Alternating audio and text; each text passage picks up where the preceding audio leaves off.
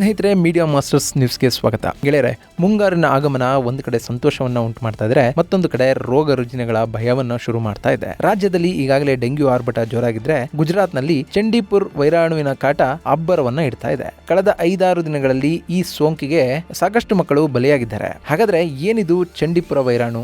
ಈ ಸೋಂಕು ಯಾರಲ್ಲಿ ಹೆಚ್ಚಾಗಿ ಕಾಣಿಸಿಕೊಳ್ಳುತ್ತೆ? ಇದರ ಲಕ್ಷಣಗಳೇನು? ಇದಕ್ಕಿರುವ ಚಿಕಿತ್ಸೆಗಳೇನು ಅನ್ನೋದ್ರ ಬಗ್ಗೆ ಒಂದಷ್ಟು ಮಾಹಿತಿಯನ್ನ ನಾವಿಲ್ಲಿ ನೋಡೋಣ.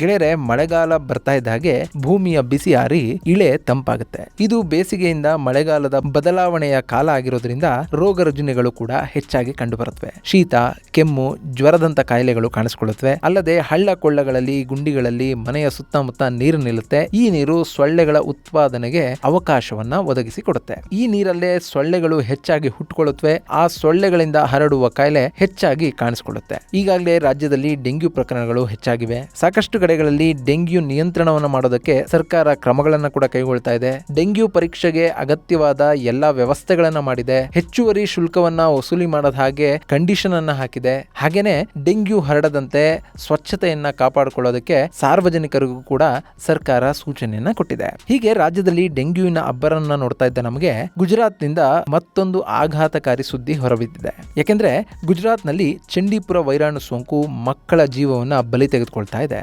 ಗುಜರಾತ್ನ ಅರಾವಳಿ ಜಿಲ್ಲೆಯಲ್ಲೇ ಕಳೆದ 5-6 ದಿನಗಳಲ್ಲಿ ಈ ಸೋಂಕಿಗೆ 6 ಮಕ್ಕಳು ಉಸಿರು ಚೆಲ್ಲಿದ್ದಾರೆ. ಅಲ್ಲದೆ ದೇಶಾದ್ಯಂತ ಜುಲೈ 10ರಿಂದ ಈವರೆಗೆ 12ಕ್ಕೂ ಹೆಚ್ಚು ಶಂಕಿತ ಪ್ರಕರಣಗಳು ದಾಖಲಾಗಿವೆ. ಅದರಲ್ಲಿ ಹೆಚ್ಚಿನವು ಗುಜರಾತ್ನಲ್ಲೇ ಕಂಡು ಬಂದಿವೆ. ಇನ್ನು ಗುಜರಾತ್ನ ಸಬರ್ಕಾಂತ, ಅರಾವಳಿ, ಮಾಹಿಸಾಗರ ಹಾಗೂ ಖೇಡ್ ಜಿಲ್ಲೆಗಳಲ್ಲಿ ಈ ಪ್ರಕರಣಗಳು ಹೆಚ್ಚಾಗಿ ಕಂಡು ಬಂದಿವೆ. ಇನ್ನುಳಿದಂತೆ ರಾಜಸ್ಥಾನದಲ್ಲಿ 2 ಹಾಗೂ ಮಧ್ಯಪ್ರದೇಶದಲ್ಲಿ 1 ಪ್ರಕರಣ ಪತ್ತೆಯಾಗಿದೆ. ಈ ಮಕ್ಕಳ ಸ್ಯಾಂಪಲ್ಗಳನ್ನ ಹೆಚ್ಚಿನ ಪರೀಕ್ಷೆಗೆ ಪುಣೆಯ ರಾಷ್ಟ್ರೀಯ ವೈರಾಲಜಿ ಸಂಸ್ಥೆಗೆ ಕಳುಹಿಸಿಕೊಡಲಾಗಿದೆ.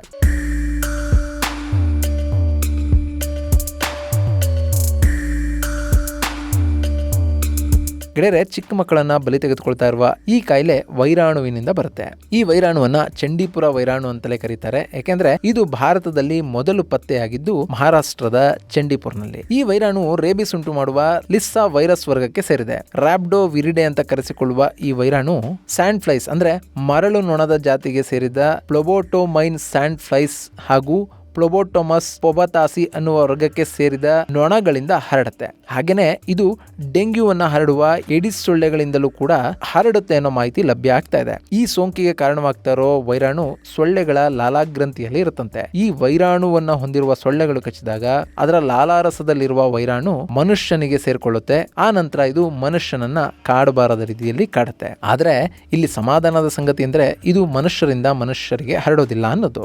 ಇನ್ನು ಈ ವೈರಸ್ ಮನುಷ್ಯನ ನರಮಂಡಲ ವ್ಯವಸ್ಥೆಯನ್ನು ತಲುಪಿ ಮೆದುಳಿನಲ್ಲಿ ಉರಿಯೂತವನ್ನು ಉಂಟು ಮಾಡುವ ಎನ್ಸೆಫಲಿಟಿಸ್ ಕಾಯಿಲೆ ಉಂಟಾಗೋದಕ್ಕೂ ಕೂಡ ಕಾರಣ ಆಗಿದೆ. ಇನ್ನು ಇದು ಚಿಕ್ಕ ಮಕ್ಕಳಲ್ಲಿ ಹೆಚ್ಚಾಗಿ ಕಂಡು ಬರ್ತಾ ಇದೆ. 15 ವರ್ಷದ ಒಳಗಿನ ಮಕ್ಕಳಲ್ಲಿ ಈ ಕಾಯಿಲೆಗಳು ಹೆಚ್ಚಾಗ್ತಾ ಇವೆ. ಸಾಮಾನ್ಯವಾಗಿ ಈ ವೈರಾಣು ದೇಹವನ್ನ ಸೇರಿದ ನಂತರ ಜ್ವರ, ತಲೆನೋವು, ಮೈಕೈ ನೋವುಗಳು ಕಾಣಿಸ್ಕೊಳ್ಳುತ್ತೆ. ಈ ಲಕ್ಷಣಗಳು ಕಂಡು ಬಂದ ಕೂಡಲೇ ಮಕ್ಕಳನ್ನ ವೈದ್ಯರ ಬಳಿ ಕರ್ಕೊಂಡೋದ್ರೆ ಅಲ್ಲಿ ಒಂದಷ್ಟು ಚಿಕಿತ್ಸೆಗಳು ಲಭ್ಯ ಆಗುತ್ತೆ. ಆದ್ರೆ ಅವುಗಳನ್ನ ಹಾಗೆ ಬಿಟ್ರೆ ಕೈಕಾಲುಗಳ ಮೇಲೆ ನಿಯಂತ್ರಣ ಹೋಗುತ್ತೆ. ಹಾಗೆ ಸುತ್ತಮುತ್ತ ಏನು ನಡೀತಾ ಇದೆ ಅನ್ನೋದ್ರ ಬಗ್ಗೆ ಪ್ರಜ್ಞೆ ಇರದ ಸ್ಥಿತಿಗೆ ಮಕ್ಕಳು ತಲುಪ್ತಾರೆ ಅಂತ ಹೇಳಲಾಗ್ತಾ ಇದೆ. ಇನ್ನು ಭಾರತದ ಇತರೆ ಕೆಲವು ಭಾಗಗಳಲ್ಲಿ ಕಂಡು ಬಂದ ಚಂಡೀಪುರ್ ವೈರಾಣು ಸೋಂಕಿನ ಪ್ರಕರಣಗಳಲ್ಲಿ ಉಸಿರಾಟದ ತೊಂದರೆ ಹಾಗೂ ರಕ್ತದಲ್ಲಿ ಕೆಂಪು ಕಣಗಳು ಕಡಿಮೆಯಾಗುವ ಅನಿಮಿಯಾದಂತ ಲಕ್ಷಣಗಳು ಕೂಡ ಕಾಣಿಸಿಕೊಂಡಿವೆ ಅಂತ ಹೇಳಲಾಗ್ತಾ ಇದೆ. ಈ ಕಾಯಿಲೆಗೆ ಒಳಗಾದವರಲ್ಲಿ ಎನ್ಸೆಫಲಿಟಿಸ್ ಕಂಡು ಬಂದ 24ರಿಂದ 48 ಗಂಟೆಗಳ ಒಳಗೆ ಮರಣ ಸಂಭವಿಸುವ ಸಾಧ್ಯತೆ ಇರುತ್ತೆ. ಹೀಗಾಗಿ ಇದು ಮಾರಣಾಂತಿಕ ಕಾಯಿಲೆಯಾಗಿದ್ದು ಪೋಷಕರಲ್ಲಿ ಆತಂಕವನ್ನು ಉಂಟು ಮಾಡ್ತಾ ಇದೆ. ಇನ್ನು ಮತ್ತೊಂದು ಆಘಾತಕಾರಿ ವಿಷಯ ಅಂದ್ರೆ ಈ ಕಾಯಿಲೆಗೆ ಸೂಕ್ತ ಲಸಿಕೆ ಆಗಲಿ ಚಿಕಿತ್ಸೆ ಆಗಲಿ ಇಲ್ಲ. ಈ ಕಾಯಿಲೆಯನ್ನ ಅದರ ಗುಣಲಕ್ಷಣಗಳ ಮೇಲೆ ಟ್ರೀಟ್ ಮಾಡಲಾಗುತ್ತೆ. ಅಂದ್ರೆ ಜ್ವರ ಹಾಗೂ ಮೈಕೈ ನೋವಿಗೆ ಚಿಕಿತ್ಸೆಯನ್ನ ನೀಡಿ ಈ ರೋಗದ ತೀವ್ರತೆಯನ್ನ ಕಡಿಮೆ ಮಾಡಲಾಗುತ್ತೆ. ಈ ಮೂಲಕ ಕಾಯಿಲೆ ಎನ್ಸೆಫಲಿಟಿಸ್ ಸ್ಟೇಜ್ಗೆ ಹೋಗದ ಹಾಗೆ ತಡೆದು ಈ ಸೋಂಕಿನಿಂದ ಮಕ್ಕಳನ್ನ ರಕ್ಷಿಸಿಕೊಳ್ಳುವ ಪ್ರಯತ್ನವನ್ನ ಮಾಡಲಾಗ್ತಾ ಇದೆ ಅಂತ ವೈದ್ಯರು ಹೇಳ್ತಾ ಇದ್ದಾರೆ.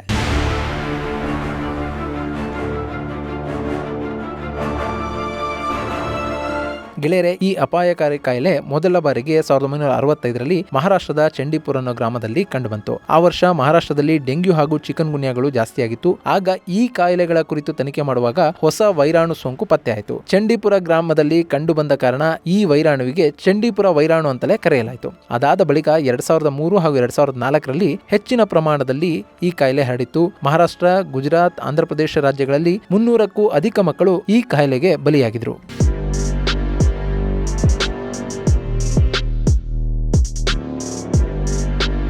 ಸ್ನೇಹಿತರೆ, ರೋಗ ಬಂದ ಮೇಲೆ ತಲೆ ಕೆಡಿಸ್ಕೊಳ್ಳೋದಕ್ಕಿಂತ ರೋಗ ಬರದಂತೆ ನೋಡ್ಕೊಳ್ಳೋದು ಮುಖ್ಯ ಆಗುತ್ತೆ. ಹೀಗಾಗಿ ಸೊಳ್ಳೆಗಳು ಹೆಚ್ಚಾಗದ ಹಾಗೆ ಮಾಡಬೇಕಾದ ಜವಾಬ್ದಾರಿ ಪ್ರತಿ ನಾಗರಿಕರ ಮೇಲೂ ಕೂಡ ಇರುತ್ತೆ. ಹೀಗಾಗಿ ಸೊಳ್ಳೆಗಳ ಸಂಖ್ಯೆ ಹೆಚ್ಚಾಗುವುದನ್ನ ತಡೆಯುವಂತ ನಿಟ್ಟಿನಲ್ಲಿ ಮನೆಯ ಸುತ್ತಮುತ್ತ ನೀರು ನಿಲ್ಲದ ಹಾಗೆ ಶುಚಿತ್ವವನ್ನು ಕಾಪಾಡಿಕೊಳ್ಬೇಕು. ಮಕ್ಕಳಿಗೆ ಕೈಕಾಲುಗಳು ಪೂರ್ಣವಾಗಿ ಮುಚ್ಚುವ ಬಟ್ಟೆಗಳನ್ನು ಹಾಕಬೇಕು. ಮಲಗುವಾಗ ಸೊಳ್ಳೆ ಪರದೆ ಅಥವಾ ಸೊಳ್ಳೆಗಳಿಂದ ರಕ್ಷಣೆಗೆ ಇರುವಂತಹ ಒಂದಷ್ಟು ಕ್ರೀಮ್ಗಳನ್ನ ಹಾಗೂ ಲಿಕ್ವಿಡ್ಗಳನ್ನ ಬಳಸಬೇಕು.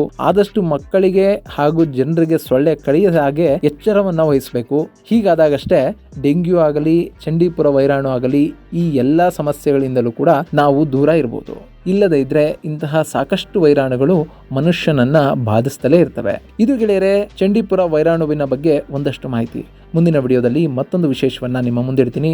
ಅಲ್ಲಿವರೆಗೂ ನಮಸ್ಕಾರ.